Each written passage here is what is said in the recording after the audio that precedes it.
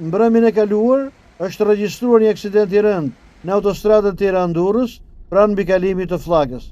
Sipas informacioneve paraprake, dy automjet janë përplasur me njëra tjetrën me forcë të madhe, duke shkaktuar një situatë të rëndë në rrugë dhe dëme ekstreme materiale.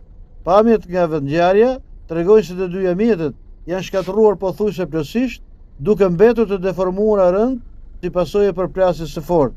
Pjesa e automjeteve janë shpërndarë në rrugë, ndërsa të dy automjetet kanë qenë të paqarkullueshme pas aksidentit. Si pasojë e përplasjes, dy drejtuesit e mjeteve kanë mbetur të plagosur dhe janë transportuar me urgjencë drejt spitalit për të marrë ndihmën e nevojshme mjekësore. Fatmirësisht deri tani nuk raportohet për rrezikje në jetën e tyre. Në vendngjarje kanë mbërritur menjëherë shërbimet e policisë dhe grupet hetimor, të cilët kanë bërë sigurimin e zonës dhe kanë nisur hetimet për të përcaktuar shkaqet dhe rrethanat e aksidentit.